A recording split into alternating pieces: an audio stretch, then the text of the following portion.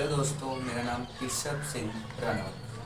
सबसे पहले आप मेरे सभी चैनल को लाइक कर दें और फॉलो कर लें। इंस्टाग्राम पर भी फॉलो कर लें, फेसबुक पर भी फॉलो कर लें।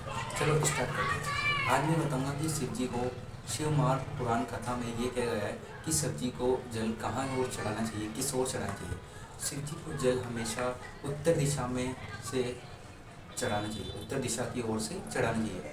और शिव जी को धीरे धीरे जल चढ़ाए। आप एक लोटा भर के लाते हो, शिव जी को आराम आराम से लोटा जल चढ़ाना चाहिए। ठीक है। शिव महापुराण कथा में ये भी कहा गया है, और शिव महापुराण कथा में ये भी कहा गया है कि शिव जी को आप धीरे धीरे जल चढ़ाते हो, वो भगवान आप पे खुद कृपा करते हैं और आप पे धन बरसाते हैं। अब आज ये बताऊंगा कि सेठ और नौकर में किस प्रकार अंतर है। सेठ कैसा होता है आपको पता है। सेठ हमेशा क्या चाहता है कि उसकी टेंशन करता है। सेठ को टेंशन क्यों होती है? सेठ हमेशा व्यापार की टेंशन करता है, बल्कि नौकर को कुछ भी टेंशन नहीं होती। नौकर को सिर्फ अपनी कमाई की टेंशन होती है कि उसको कमाई कब मिलेगी, ये 4 तारीख को मिलेगी या 5 तारीख को मिलेगी, 6 तारीख को। नौकर को अपनी कमाई की टेंशन नहीं, लेकिन सेठ को आज बिजली का बिल भी देना है, आज ये बिजली का बिल भी देना है। सेठ को कितनी प्रकार की टेंशन होती है, लेकिन सबसे आप इतना टेंशन ना करके सिर्फ भगवान पे छोड़ दो। किस पे छोड़ दो? सिर्फ भगवान पे। हमेशा अपनी सारी परेशानियों को ज़्यादा से ज़्यादा भगवान में शेयर करना चाहिए। मतलब आप भगवान को छोड़ दो, मतलब हर हर महादेव पे, वही आपकी गृहस्थी संभाल लेगा। आप ज़्यादा टेंशन करोगे तो आपको पता है आजकल बीमारियाँ कितने बढ़ गई। अब मान लो आजकल बीमारियाँ बढ़ गई, हल्का सा कुछ टेंशन होता है, आपने देखा होगा आजकल हल्की सी कुछ टेंशन होती है, कोई बीमारी आ जाती है।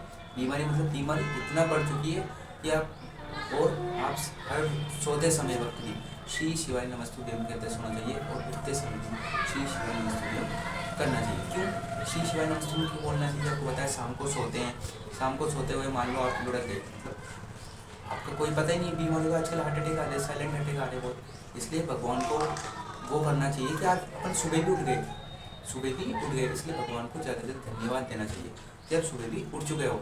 अब आपने धन्यवाद देते नहीं हो, शाम को सो जाते हो, और कोई भगवान भक्ति में कोई लीन ही नहीं है, और सुबह उठते हो तब भी कोई मतलब नहीं है, तो आपको ज़्यादा से ज़्यादा वो करना चाहिए। अब सेठ और नौकर इस प्रकार अंतर है। सेठ और नौकर का डिफरेंस क्या है? सेठ क्या करता है अपनी ओर, सेठ अपनी ज़्यादा टेंशन करता है कि मेरे को ये भी करना है, बिजली का बिल, उसकी दुकान का भी नहीं चल रही है तो उसको बहुत टेंशन होगी। लेकिन नौकर को कोई टेंशन नहीं, इसकी दुकान चले मेरे को तो अपनी पगार लेनी, मतलब पैसे लेने। सेठ को कोई टेंशन नहीं होती, सेठ को सिर्फ नौकरी। लेकिन अब आपको पता है बीमारियाँ धीरे धीरे कथा हो रही है छत्तीसगढ़ के काकर में कथा हो रही है। तो वहाँ पर बताया इतनी सर्दी पड़ रही है, आपको पता है 90 डिग्री टेम्परेचर, वहाँ पर इतने लोग छाए हो रहे थे। मतलब सर्दी में भी इतने 8-8 बजे लोग आ जाते हैं, 5-6 लाख पब्लिक, और भी ज़्यादा पब्लिक रहती है 6-6 बजे तक। तो ये भगवान की भक्ति नहीं है, तो इसलिए ज़्यादा से ज़्यादा आपको कथा में जाना चाहिए। और शिव जी को हमेशा बाएं उत्तर दिशा की तरफ से डालना चाहिए, गणेश जी को और अशोक सुंदरी वाली जगह पे, और हमेशा बेलपत्र जो गणेश जी रहते ना वहाँ पर से चढ़ाना चाहिए, इधर अशोक सुंदरी वाली। ठीक है। बेलपत्र भी हमेशा उस तरह से, बेलपत्र हमेशा उल्टा करके चढ़ाना चाहिए। ठीक है। उसके आगे आपको किस ओर वो करना चाहिए? भगवान भक्ति में ज़्यादा से ज़्यादा आपको लीन होना चाहिए। मैं आपको इसी यही बताता हूँ कि ज़्यादा से ज़्यादा हमेशा भगवान भक्ति में लीन हो। और आप भी, अब आपको पता है आज मान लो कोई पड़ोसी है, आज सोए थे कल उठे, ये भगवान भक्ति में आपको पता है आजकल धीरे धीरे क्या होता जा रहा है। धीरे धीरे जो बीमारियाँ हैं, जो डिजीज़ है, वो धीरे धीरे बढ़ती जा रही है। शाम को सोता कोई, सुबह उठता नहीं है। मतलब आजकल इतने भगवान भक्ति में इसलिए ज़्यादा से ज़्यादा लीन हो कि भगवान, हम मान लो हम कोई की मम्मी है, उसने अचार गला के रख दिया। अब आप ज़्यादा से ज़्यादा कपड़े भी पहनो, कपड़े मतलब नए कपड़े आपने रख रखे अलमारियों में रखें, और आप पहनते नहीं हो, रख दी अलमारी में। अब आप अलमारी में रख दो, अलमारी में वो पड़े रहेंगे, कल को आप फ्री हो गए, मतलब ख़त्म हो गए, मतलब एक्सपायर हो गए, फिर आप कपड़ों का क्या करोगे? आप कपड़ों का करोगे या तो नए नए कपड़े भी हमेशा अपने पहनते रहने चाहिए। भैया आज आप मान लो ख़त्म हो गए और कल आप वो कपड़े पहनो ही नहीं, तो आप करोगे क्या? कपड़े भी हमेशा हमें क्या करना चाहिए? पहनते रहना चाहिए। भाई भगवान तो यही कहते हैं कि रोज़ ना कपड़े पहनो, अपने खुद पे ज़्यादा से ज़्यादा खर्च करो, अच्छा खाओ, अच्छा पहनो। आप कोई नहीं करते, आपके पास 10 रुपये हैं, उसमें से आप भगवान को 5 रुपये दे दोगे, पर आपके 5 रुपये चाहिए, तो आप क्या करोगे?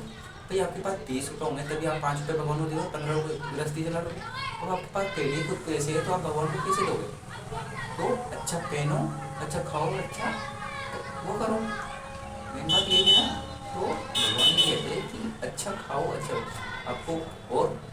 क्या करते हो, आज लिया है कपड़े और रख देते हो अलमारियों में। अब 4 रात का पता नहीं, सुबह उठो नहीं उठो, दिन का कोई पता नहीं, तो आप कर क्या रहे हो? भगवान को दिखो तो सही वैसा है, आप दिख ही नहीं रहे। भगवान को दिखो तो सही। अब ये है कि देखते नहीं हो भगवान, वैसा है नहीं। भगवान को दिखना मतलब आप तो सोते हो, सुबह उठे नहीं तो फिर भगवान वो है, तो ऊपर से देख के दोगे, अरे बाप रे मेरे ये कपड़े ले गए, ये तो कपड़े पहने ही नहीं। वो तो चाचा का बेटा पहन लेगा, पहनेगा नहीं पहनेगा, चाचा का बेटा पहन लेगा, ठीक है। चलो आप मेरी सभी वीडियो को लाइक कर दें, कमेंट करें और इस वीडियो को सब्सक्राइब कर दें कि आपको नेक्स्ट वाली वीडियो को नोटिफिकेशन आ जाए। ओके।